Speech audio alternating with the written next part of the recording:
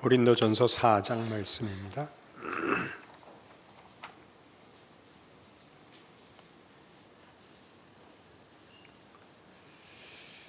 고린도전서 4장 1절 사람이 마땅히 우리를 그리스도의 일꾼이요 하나님의 비밀을 맡은 자로 여길지어다.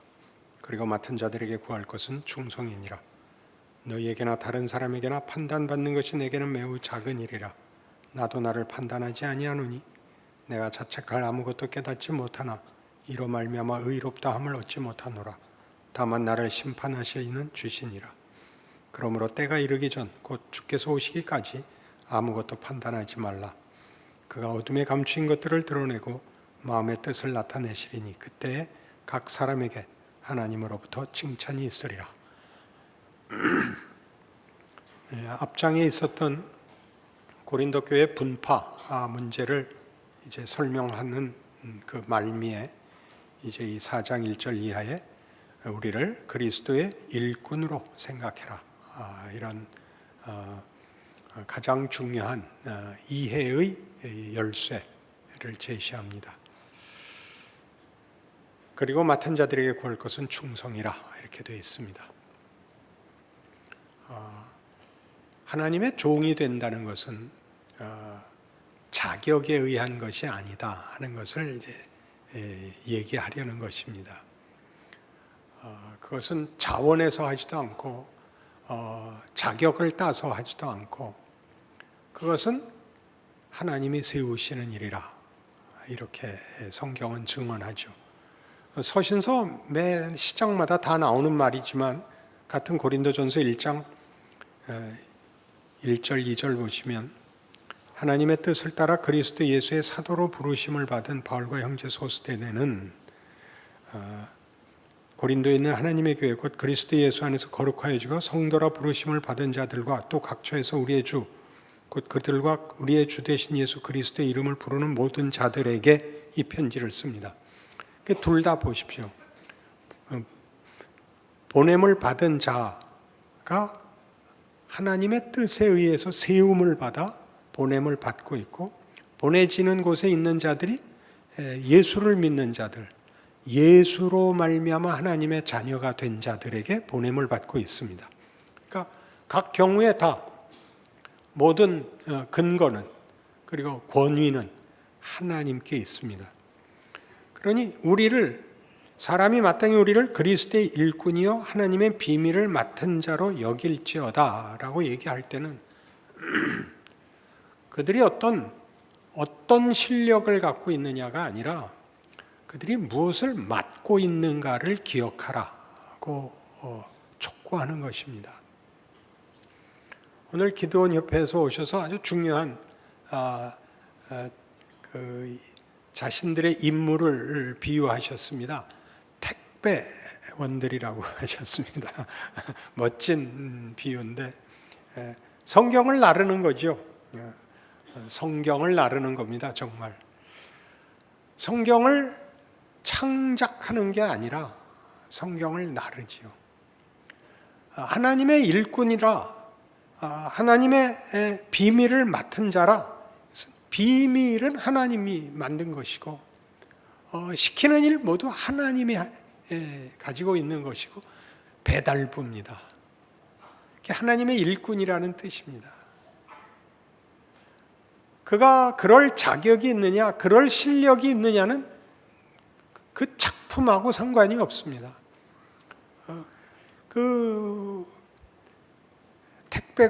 택배하시는 분이 배달부가 자기가 전한 물건이 뭔지 모릅니다. 포장한 거 갖다 주라는 집에 갖다 준 겁니다. 속에 뭐가 들었는지 모르죠. 배달부입니다. 맡은 자에게 구할 것은 충성이니라. 제 집에 갖다 주라는 곳에 갖다 주라는 것을 전달할 뿐입니다. 이런 얘기가 나와야 되는 이유가 뭡니까? 바울이 이런 얘기를 해야 되는 이유가 내가 하나님의 일꾼으로 하나님이 너희에게 전하라 한 것, 너희에게 목적하는 것을 내가 하고 있으니 너희는 그 받은 것으로 유익을 얻어라. 너희가 유익을 얻지 못했다면 내가 틀렸거나 너희가 틀렸거나 둘 중에 하나일 때 난 틀리지 않았다. 너희가 나를 만나서 은혜를 입지 못했다면 그건 네 잘못이다. 그 얘기하는 겁니다. 이것은 사도 바울의 사도직이라는 중요한 직무에 있어서만 그런 것이 아니라 모든 예수 믿는 사람들이 자기가 사는 시대, 자기가 사는 사회에서 세상이 뭐라고 할 때마다 속으로 해야 되는 답입니다. 난 하나님의 사람이다. 내가 믿는 바를 너희들 앞에서 행했다. 네가 나를 보고 은혜를 입지 못했다면 네 잘못이다. 그렇게 말할 수 있어야 됩니다. 내가 너희보다 더 많이 배운 것도, 더 많이 가진 것도, 더 유별날 것도 없지만 너희하고 다른 게 있다. 나는 생명이 있다. 나는 예수를 안다. 그래서 예수님의 비유처럼 산 위에 있는 동네가 감추일 수 없고 등불을 켜서 말 아래 두지 않고 등경 위에 두는 것 같이 그것은 숨길 수 없는 일이다. 그렇게 얘기하는 것입니다. 놀랍지요? 놀라운 일입니다. 너희가 분파로 싸우는 것이 도대체 무슨 유익이 있는가 봐라. 도대체 왜 그러냐? 나는 아볼로에게라, 나는 게바에게라. 그래서 무슨 유익이 있느냐? 거기에 무슨 하나님이 너희에게 주려고 하는 내용이 거기에 들어있느냐? 하나님이 너희에게 주려고 하는 예수 안에서 준 모든 것이 무엇이더냐? 모든 겸손과 믿음과 순종과 유익과 감사와 모든 영에 속한 신성에 참여하는 고급한 영광이 아니었더냐? 근데 왜 이러고 있냐? 대단한 구중입니다. 대단한 구중. 대단한 구중입니다. 우린 성경을 보면 늘 이런 자격 시비에 걸려서 좋아하는 사람들이 다 위인으로서 우리와 다르다는 존재들입니다. 아브라함, 다윗, 모세, 엘리야, 바울, 업적을 좋아하는 거죠. 우리와 달라서 구별되는 능력을 가져서 독특한 지위와 업적을 가졌다고 생각합니다. 아닙니다. 그들도 다 운전수입니다. 큰 트럭 운전했습니다. 큰 트럭. 16톤 몰고 갔고 우리는 1.5톤 몰고 갔고 그거는 아무 차이가 아닙니다. 무엇을 담아갔느냐입니다. 무엇을 담아갔느냐. 그들은 다 배달꾼입니다. 그들의 위대함이 있다면 하나님이 그들을 통하여 은혜를 베푸시고 하나님의 영광을 드러내시고 우리 삶에 감사를 주셨다는 사실이죠. 그것이 없다면 아무것도 아닙니다. 교회 공동체로 모이고 여러분의 개인 인생을 살아 여러분이 속한 사회 속에 현실이라는 도전 속에 있습니다. 우리 지금 불편한 현실을 살고 있습니다. 사회가 시끄럽습니다. 고함들을 지르고 분노하고 보복하고 그저 자기 마음에 들지 않으면 남들에게 다 폭력을 행사하려고 준비된 사람들 같은 사회 속에 있습니다. 우린 다릅니다. 우리가 가진 것은 어떤 흉기도 어떤 분노도 어떤 보복도 아닙니다. 우리는 예수 그리스도를 가진 자들입니다. 우리는 언제나 지려고 들고 양보하려고 들고 도망가려고 드는 사람들 아닙니다. 그 죽음의 자리에 늘 공포와 늘 폭력과 악행이 저질러지는 일상 속에 하나님의 사람이라는 다른 존재로 매일 아침 출근합니다. 아침에 눈을 뜨면 일어납니다. 싸움의 한 복판으로 걸어 들어가죠. 애를 길러야 되고 이웃과 만나야 되고 모든 원하든 원치 않든 모든 우리와 함께 사는 사람들과 섞여야 됩니다. 억울한 일도 말이 안 되는 일도 속상한 일도 고난도 질 수 없는 버거운 짐들도 져야 합니다. 그러나 우리가 맡은 일은 충성입니다.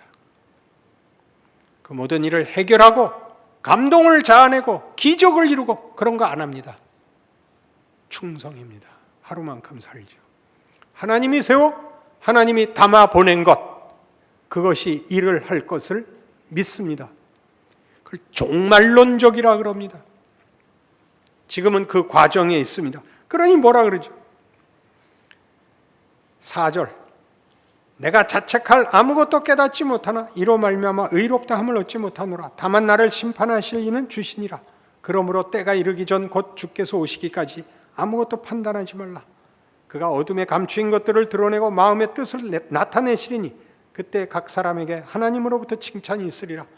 시간을 얘기하고 목적, 완성, 종말을 끌어들이는 이유는 아직 과정이다. 쉽게 판정하지 마라. 그런 뜻입니다.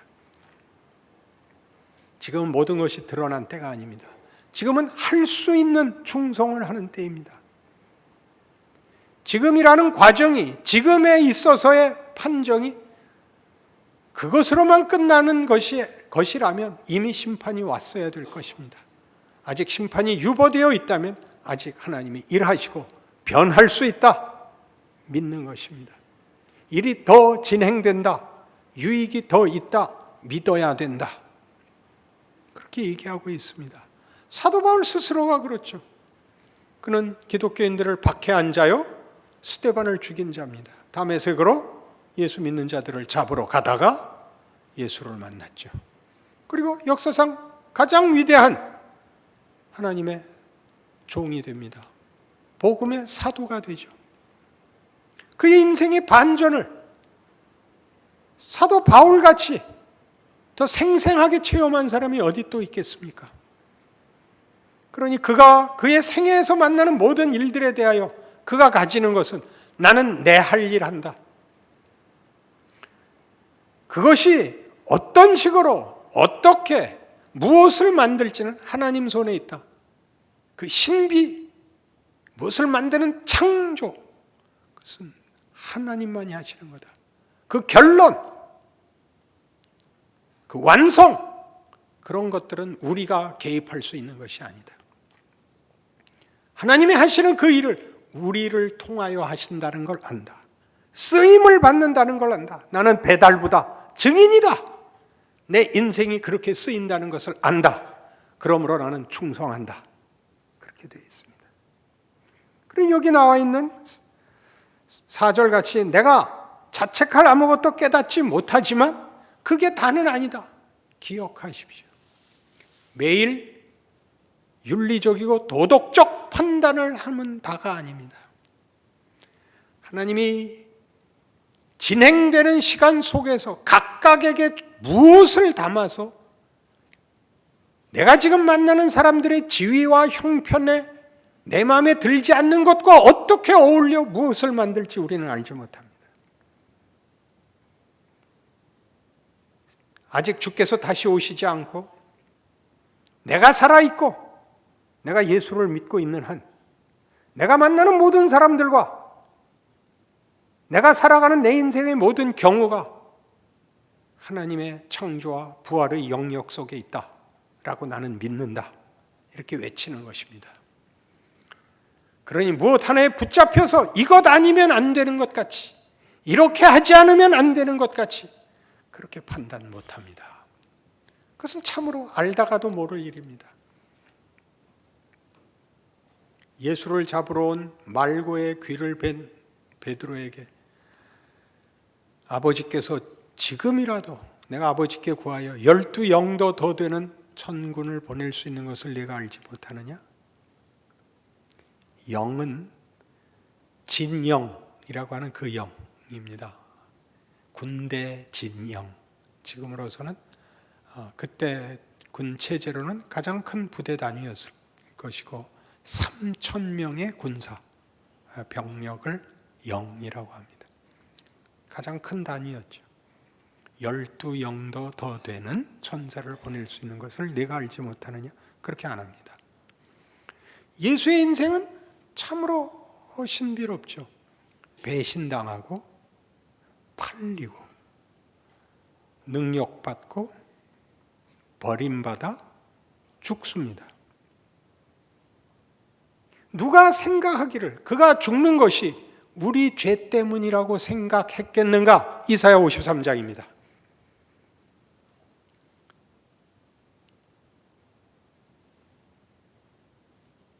아버지의 뜻을 이루기 위하여 어디까지 순종해야 되는가? 할 수 있는 일이 무엇인가? 예수님도 물으셨습니다. 겟세마네 동산의 기도입니다. 아버지여 할 만하시거든 이 잔을 내게서 비켜주시옵소서. 하지만 내 뜻대로 하지 마시고 아버지의 뜻대로 하옵소서. 그것을 이런 추상명사에다 갖다 붙이지 말라 그랬죠. 진심, 헌신이라는 그런 말, 개념에다 묻지 말고 현실에다 묻으라고요. 현실, 어떤 현실? 이게 뭔가? 이렇게 해서 도대체 뭐가 될 것인가? 에다 묻고세요. 하나님의 지혜가 우리의 지혜보다 100번 낫다는 소리는 100번 해도 모자랍니다. 우리가 예수를 믿은 과정, 우리의 인생에서 우리가 도달한 지금의 지위를 되돌아보았을 때 이 자리에 올 확률, 조건, 우리가 만든 것이 없습니다. 우리 인생에서 제일 잘한 것, 예수 믿은 것.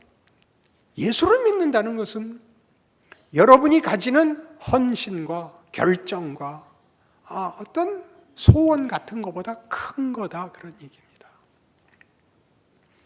난 잘 믿고 넌 못 믿는다 하는 식으로 쉽게 판단하지 말라는 거죠.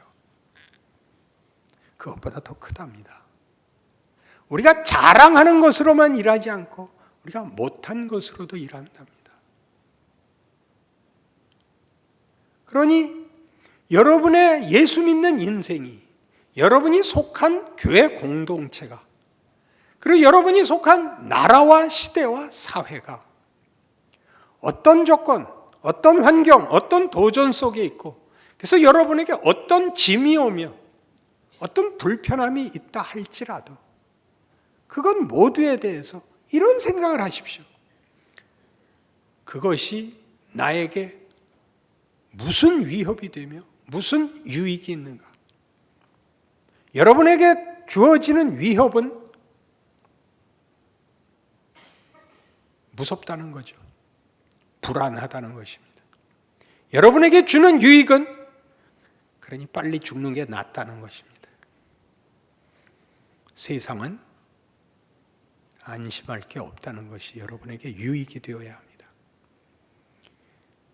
생명을 연장하기 위하여 사는 것이 아니라 주신 생명을 충성하여 산다라고 순서를 바꾸시라고 하나님은 계속 다그쳐 물으십니다. 도전하십니다.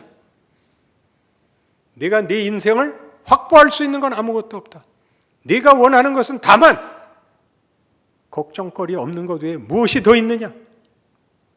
네가 더 가지면 뭘 할래? 이렇게 묻는 것이 매일의 삶입니다. 건강하고 여유 있으면 다 여행 간다는 거 아닙니까? 여행은 왜 가죠? 다른 나라의 역사와 문화를 배우기 위해서. 그건 다 구라입니다. 우리 다 압니다.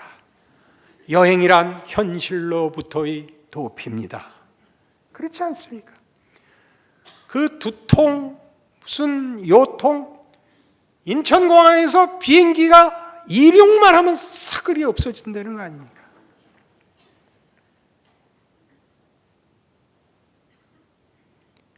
거기서 과감하게 옮겨오셔야죠.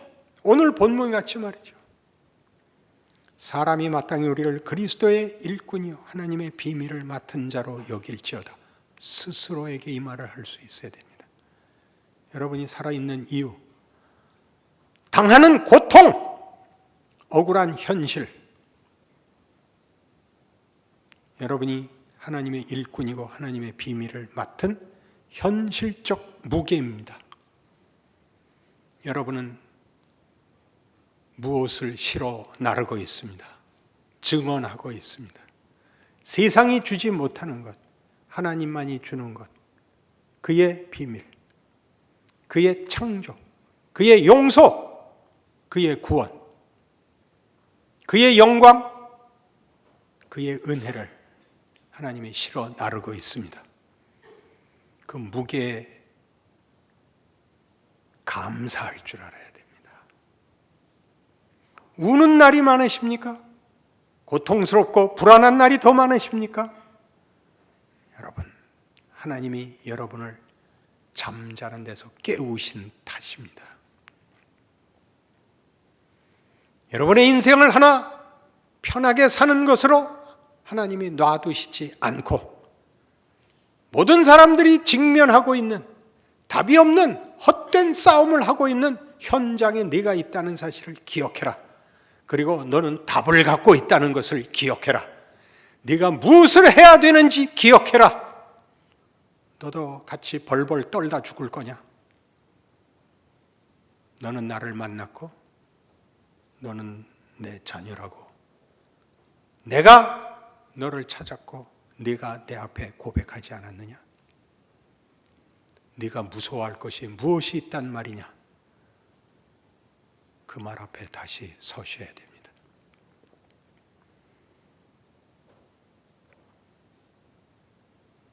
예수께서 다시 오시는 날 우리가 다만 쩔쩔매고 아무것도 아니었고 버거운 짐을 지고 그저 아무것도 아닌 자로 산 것 같은 그 일들을 통하여 하나님이 얼마나 많은 일을 하셨는가를 보시게 될 겁니다. 비난받고 오해받고 늘 지는 것 같은 그 속에서 우리가 포기하지 않고 하나님의 사람으로 전전긍긍한 날들을 하나님이 무엇으로 결과시켰는지 보여주실 것입니다. 스데반은 성령과 지혜가 충만하여 설교 한 번 하고 돌 맞아 죽었죠. 살아생전에 본 아무런 업적이 없습니다. 그러나 바로 그가 바울을 만든 셈이죠. 주께서 오시는 날이야 알게 된 사실이죠. 하나님의 일하심을 여러분의 생각과 능력과 여러분의 자랑과 여러분의 확인으로 갖다 쓰지 마시고 하나님의 하나님 되심에 대한 항복과 믿음과 감사와 명예로 이해하셔서 진지하게 힘들게 목숨을 걸고 울며 믿음으로 사십시오. 하나님이 여러분의 인생을 복되게 하시고 승리케 하시고 영광되게 하실 것입니다. 기도하십시다. 하나님 아버지 은혜를 감사합니다. 하나님의 사람으로 살고 있습니다. 꼭 지고 있는 것 같습니다. 아무것도 아닌 것 같습니다. 그렇지 않다고 주께서 오늘 다시 말씀해 주셨습니다. 사람들이 마땅히 우리를 하나님의 일꾼이요 하나님의 비밀을 맡은 자로 여길지어다. 아멘입니다. 그렇게 살겠습니다. 울며 가슴을 조이며 쩔쩔매며 그러나 포기하지 않고 하나님의 사람으로 서 있겠습니다. 위대한 인생이 되겠습니다. 하나님, 우리를 부른 것처럼 이 시대와 이 나라도 구원해 주시옵소서. 예수님 이름으로 기도합니다. 아멘.